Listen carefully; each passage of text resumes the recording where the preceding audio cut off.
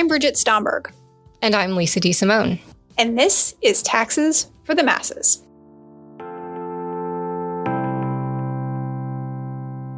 Today's episode is on the tax consequences of music catalog sales.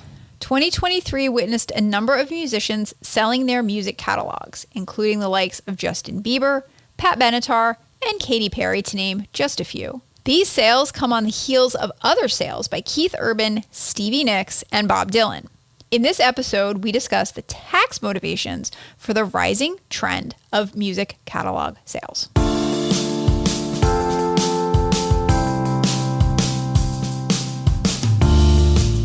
Hello, B. It's me. Hi. Okay, subtle. That's not usually how we open an episode, B. You've got a good ear there. It's not, but today, in honor of an episode about making money in the music industry, I figured we'd steal some lines from a woman who, let's just say, does that very well. Yes, she does. We are, of course, talking about Ms. Taylor Swift. Tay-Tay. And I didn't realize you were a fan, but I'm so glad that you're admitting that the problem is, in fact, you. It is. I mean, no It's question. about time. No question there.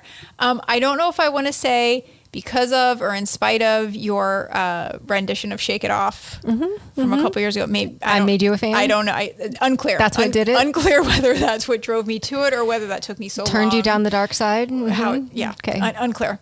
Yeah, no, in all seriousness, I think I got serious about my Swiftie journey around the Super Bowl last year. Interesting. It is interesting. She was not there to support her boyfriend last year because that wasn't a thing last year. My kiddo found Blank Space somehow, and I listened to Blank Space about 9 million times in the because month of your child, because of not my child. because you loved it so much. No, because of my child.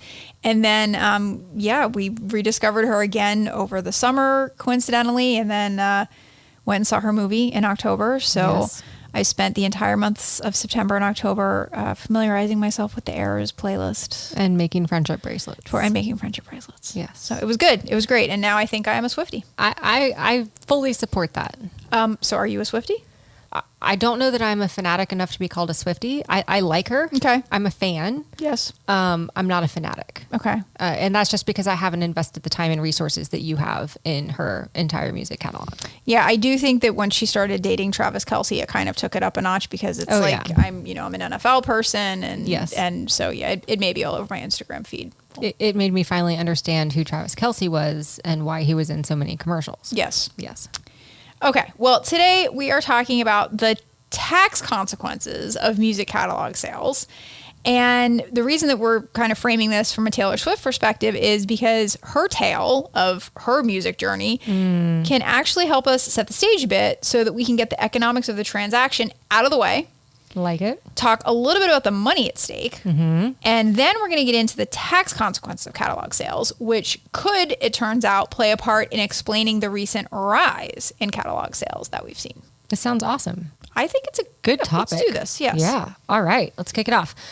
I close my eyes and the flashback starts. Oh, yeah. That was for you. When Taylor Swift came on the music scene in 2005, she signed her first contract with a company called Big Machine Records.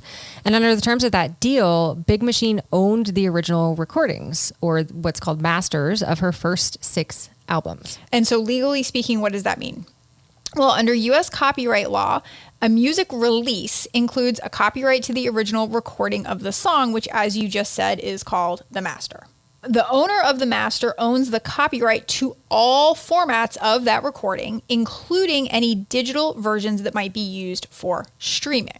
Okay, and that means that whenever songs from Taylor's first 6 albums are played in commercials or, played in a movie as part of the soundtrack or in the background of a television show, royalties paid for using those songs go to Big Machine and not to Tay-Tay.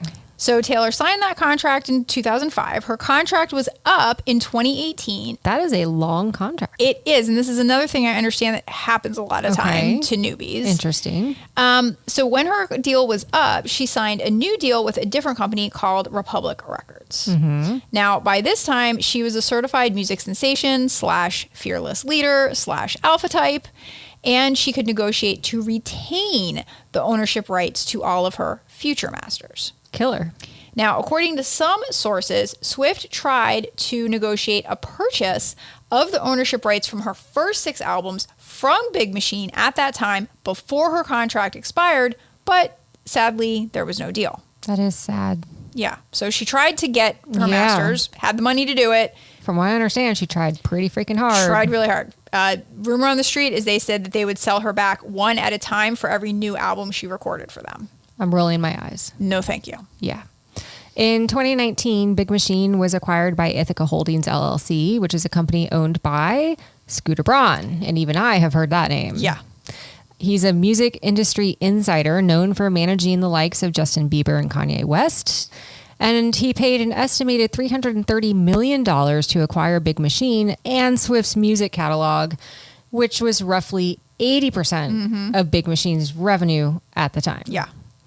He subsequently sold the masters in 2020 to Shamrock Holdings for $405 million. So he made a decent return on it. But Tay-Tay claims that she did everything she could to be the buyer instead, begging, please don't go. To no avail. To no avail. Yeah, so he made a cool, what is that, if I can do the math, $75 million in a year. In a year. That's nice. Yeah. Okay, this all raises, I think, a reasonable question. I hope so. Why would a private equity firm want to own a music catalog? That is a good question. And the answer? You got it. You know this. To make money. Music catalogs are an income-producing asset, and that's what private equity firms are in the business of acquiring. They want to acquire businesses that produce income. Yes. And our sharp-eared listeners may recall our episode on private equity firms buying up the real estate rental market. Yes. For the exact same reason. Yes, it's a bunch of income-producing assets. Steady stream. So music catalogs have become a valuable asset class because of the royalty income that they generate. All right. So just to make sure we've got our terms defined, royalties are payments to owners of intellectual property, like copyrighted music, Yes. for their use. Currently, one of the most ubiquitous royalty sources comes from streaming. Uh-huh. Spotify announced that they have paid out over $40 billion in royalties to the music industry in exchange for the right to offer artists songs for streaming. Plus, there's income from sampling or using songs in movies or on TV. Yep. Sean Diddy Combs famously tweeted that he pays Sting $5,000 a day for sampling Every Breath You Take for the smash hit I'll Be Missing You. And that song has generated an estimated $20 million in royalties for Sting. One song One song. being sampled by another person. Yes. $20 million for Sting. Yes. You can see that these dollars are starting to add up. It is a great song, though. I mean, if Diddy can sample it, you know what I mean. You know what I'm talking about. Do I? He doesn't have to rhyme. He pays the bills. Oh, okay. Yeah. So it's understandable that Tay-Tay and other musicians would like to own the masters of their songs. After Big Machine sold her masters, Swift got tired of waiting, wondering if the masters were ever coming around, but she didn't get sad. She got even. Following the advice of Kelly Clarkson, I just love this story. It's so good. Swift has begun re-releasing her first 6 albums as new recordings that she owns the masters to. And she can legally do that because even though she doesn't own the copyrights to those original recordings, she does own the publishing rights, the rights to the lyrics, to the melody, etc. So when Cousin Richie sings Love Story, Taylor's version in season 2 of The Bear, which, by the way, if you haven't watched it and I'm talking to you, you need to get your priorities straight in life. I mean, you're not talking to me because I've seen it twice. Loved it. Yes. Possibly the best moment of TV in 2023. There, I said it. It's possible. It's a scene, people. Tay-Tay was entitled to any royalties earned during that scene, which is just so good. Just go watch it. And was able to control how the show used her song, which was in a amazing character arc. All right. Creative control is just this other incentive to own your masters so that your song doesn't end up as the background music in a commercial you don't approve of instead of being sung by Cousin Richie. No, so I don't know if you know this. Violent Femmes. Yeah. Familiar with them? Yeah. Blister in the Sun? Yeah. Apparently, they broke up temporarily after one band member, to the chagrin of another, agreed to let Wendy's use their song, Blister in the Sun, as background in a fish sandwich commercial. Oh, my God. So many thoughts So on many that. thoughts. So many thoughts.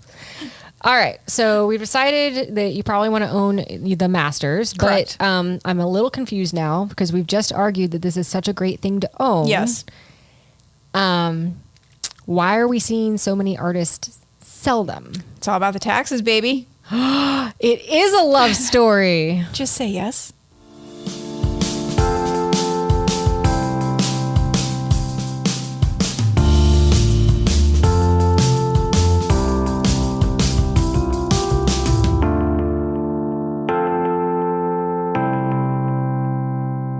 Okay, we know that music copyrights are valuable because they can generate a lot of royalty income. Okay. Let's now talk about why the tax treatment of these royalty payments might be motivating some artists to offload their music catalogs to corporations and private equity firms. Are you ready for it? I am. All right. So for this to all make sense, we need to talk about the character of income under the U.S. tax code. Ooh, fancy. Income has one of two characters. It is either ordinary or it is capital. Since this distinction came into existence around 100 years ago, ordinary income has typically been taxed at higher rates than capital income. And right now, the highest tax rate on ordinary income is 37% at the federal level, plus state if you are in a taxed state. Whereas the highest tax rate on capital income is around 24% at the federal level, once you add the net investment income tax that applies to high income individuals who would have to pay that rate. So tell me, B, do you remember learning how to distinguish ordinary from capital income? I remember it all too well. Oh, dear. For those who were forced to read the tax code to learn this distinction, like I was, it's truly terrible. Okay. In a nutshell, income is ordinary unless it's capital. Oh, that's logical. Very helpful, very descriptive. And for income to be capital, generally you have to sell a capital asset. Sure. Code section 1221 defines a capital asset, and it does so in the most infuriating way. It defines it negatively. That's right. So Code Section 1221 defines a capital asset by defining what is not a capital asset. So helpful. Very helpful. Historically, a capital asset was anything that was not ordinary income property like inventory held for sale. Do you feel like we're just on a hamster wheel here? Yeah, a little bit. The general idea, though, is that Congress wants a higher tax rate on trade or business activity, things that you do day to day to earn a living. And we want to reserve a preferential lower capital gains rate for investment activity. And so we're trying to distinguish between assets that are used for day-to-day trade, business type purposes versus those that are used for investing. Okay, absolutely. But the definition of a capital asset is murky at best. Agreed. Has been that way for a long time. Yes. Some might even say that the definition is arbitrary. If you say so. And it changes a lot. So, for example, courts generally held that only works created by professionals would be taxed at ordinary rates, whereas works created by amateurs would be considered capital assets and their sale would be taxed at lower rates. And the reasoning was that creative works of professionals were more like business inventory than the creative works of an amateur. Okay, it actually makes some sense. It kind of does. Yes. It kind of does. But keep reading. Okay. In the 1950s, then General Dwight D. Eisenhower sold his World War II memoirs called Crusade in Europe for the equivalent of $8 million in today's dollars. That's a lot of dollars. That's a lot of dollars. That's a lot of dollars. He obtained an advance ruling from the U.S. Treasury that his earnings from the sale would be taxed at the capital gains rate because he was an amateur, not a professional writer. Okay. That ruling saved him over $5 million in today's dollars. What? Yes. And if that math is making your head spin, it's because the top U.S. federal rate in the 1950s was, wait for it, 91%. What is going on? Yes, 91. Yeah. So good move, Ike. Nice tax planning. Such a good move that it prompted Congress to amend the definition of a capital asset to specifically exclude all self-created copyrights and musical compositions, regardless of whether the seller was an amateur or a professional. So that logic that you liked, Yeah. gone. I didn't say I liked it. I just said that I could see some logic to it. Okay, gone. Okay. And that's how things stayed for about 50 years. So that brings us to the early aughts. The Nashville Songwriters Association International, whose name seems like a contradiction in terms. Sure. They started lobbying Congress to pass legislation that would give songwriters capital gains treatment for their song sales. And the organization justified this request with pleas for vertical equity, which is the goal of any good tax policy that strives to make sure that those making more income pay more tax, and vice versa, those making less income pay less tax. Okay, so the executive director of this Nashville Songwriters Association International said it was only fair to tax songwriters' income from music sales at lower rates because their average annual income was below $5,000. And that was the vertical equity argument. These songwriters are making less money, so we should tax them less. Okay, but if their average annual income was below $5,000, that would mean they're below the standard deduction and they wouldn't even be filing tax returns in the first place. Shh, you're ruining the good lobbying argument. Sorry. The other argument that they had was about neutrality. So many songwriters partner with a publishing business, and upon the sale of their songs, the music publisher would receive capital gains treatment on their investment, whereas the musician would be forced to pay ordinary income rates on the sale of their quote unquote inventory. So once again, a tax policy that is marketed as helping the little guy who's making only $5,000 a year, it actually winds up benefiting people like Bob Dylan and Stevie Nicks, who I think are making more than $5,000 a year. I love Stevie Nicks, though. Who doesn't love Stevie Nicks? All right. So let's recap. So before 2006, if a musician collected royalties on a song they owned, those royalties were taxed at ordinary income rates. And if instead a musician sold their song to, say, a music publisher, the gain on that sale was taxed at ordinary income rates. Now, assuming the amounts received by the musician exceeded the standard deduction, to your point, Yep. such that they were required to file a tax return, that's all true. So continue. Okay, now after 2006, Congress, they once again changed the definition of a capital asset. After the lobbying by this Nashville group? Okay, so now if a musician collects royalties on a song they own, those royalties are still taxed at ordinary income rates. But if instead a musician sells their song to, say, a music publisher or private equity firm, the gain on that sale is now taxed at capital gains tax rates. Assuming they held the rights to the song for more than a year, so it was long-term capital gain. Yes, continue. By changing the definition of a capital asset, thanks to successful lobbying, musicians can now have the opportunity to engage in what we call conversion. So it's a conversion tax planning strategy. They convert their income from ordinary to capital and character in order to save taxes. So let's do a simple example. In 2020, Stevie Nicks sold an 80% stake in her songwriting catalog to a music producer for an estimated $100 million. Ignoring the time value of money, if Nicks had received the amount in royalties, she would have owed about $37 million in U.S. federal tax. I agree. But if this amount is taxed as the sale of a capital asset, she would only owe $23.8 million in federal tax.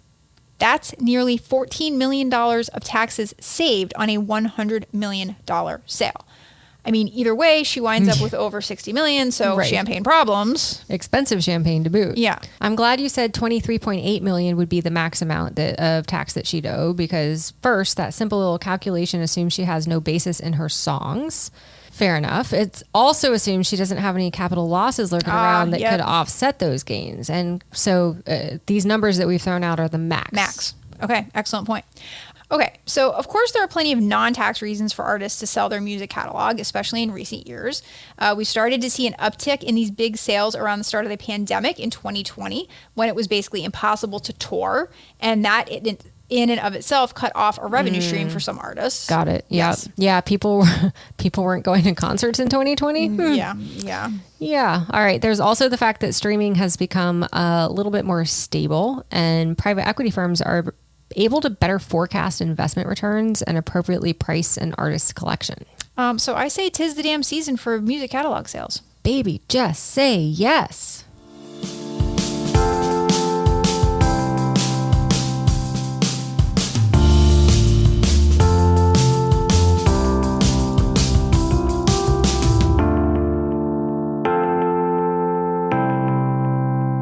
Okay, time for the good, the bad, and the ugly. And I will start with a good by saying this is a fun episode. Yeah. Super fun. Yeah. So I don't think we've done one on taxes and music before. No, we should have. We've referenced a ton of songs across numerous podcasts. So here you go. Mostly Taylor Swift and Beyonce, but not exclusively. Not exclusive. Here it is, listeners, the episode you didn't even know you wanted. Yes. But you did. Yes. Okay. What you got? I also like that this is going to pair really nicely with our episode on Shohei Ohtani's contract with the Dodgers. Say more things. Because that tax planning strategy is all about timing. Yes. And today we talked about tax strategies all about conversion of character of income. And these are two of the biggest dials that you can turn in tax planning. Absolutely. Yes. Anything bad to talk about here? I think the hoops we had to jump through to define a capital asset was not my favorite. This is why I don't even try to define it in any technical way in my classes. No, just no. It's just generally investment assets and income from investment assets. Yep. Yeah. And the carve out that we're talking about today is, of course, the exception to the exception. Yes, this music, self-created music sale thing. Yeah, you gotta read deep into the code to get there. Yeah. And so this code section it's just trouble. The whole thing is just trouble. The original one, defining capital assets, it's an evolution over time, hasn't made it that much better. It's a hot mess. You knew it was trouble when it walked in. I did. Okay. And also, let's talk about the fact that not only is it confusing, it's changed pretty substantially two times in the last 50 years, seemingly based on Congress's mood that day. And lobbying. Our favorite reason to change laws. Exactly. Yeah. Like, we're mad at Dwight D. Eisenhower because he got an advance ruling. Right. We're happy with the Nashville Musicians Songwriters Association because they're lining our pockets. Yeah, it's just kind of crazy. So there's a possibility that we could see another change in the rule, because I'm gonna go right to the ugly here. Bring it. Okay, so another fun point on this fact. Yes. Like you said, this is an exception to an exception. Yes. So self-created works of musical art. Yes. When you sell those, you can get this capital gain treatment. But self-created patents and other types of self-created intellectual property used to also be treated as capital assets. Used to be. But our favorite, the TCJA, oh dear, yes, did away with that exception. So now the code section is written such that the creator of a song is taxed differently when they sell that song than, let's say, the creator of a video game is when they sell that video game. I'm giving you confused face because I am confused. Because it makes no flipping sense. Was this an intentional policy for the TCJ, or is this one of those oopsies? I'm thinking it's another one of those oopsies. It's got to be. I'm struggling to come up with the rational reason for passing this policy. Maybe it's lobbying again. Maybe, they had to put some stuff on the chopping block, and maybe the Nashville Songwriters Association dug deep and managed to preserve this exception for the music industry where these video game nerds didn't do it. Nerds. I'm going to point out another ugly here, which is that there's kind of this dark side to these changing policies or to these tax planning opportunities. Okay. The argument by the lobbying group was help the little people, $5,000 a year who aren't even filing a tax return. Right. Shh. And meanwhile, Bob Dylan and Stevie Nicks are... I'm not going to say what they're doing. No, and I was going to say, or you could talk about Willie Nelson because he's not filing a tax return either. I think he learned his lesson. I think he's filing. He has the best accountant in Texas. I guarantee you. I'm glad. Please, Willie, say it's true. So lots of stuff going on here, but I want to end on a serious note. Mm-hmm. What's your favorite Taylor Swift song? Ooh, yes.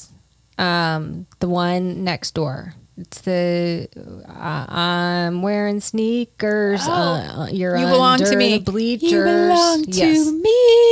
You gotta cut that. Oh my God! No. We got her to sing. No. Yes. No. And yours? Please sing it. So again, we're just gonna display our differences. I like all the sad, of course you do, T Swift songs, and so I think right now it's Cardigan. Okay. Yeah. Nice. Okay. Can I get a line from Cardigan? Well, I'll say it. My favorite line is, "When you are young, they assume you know nothing." They would be right.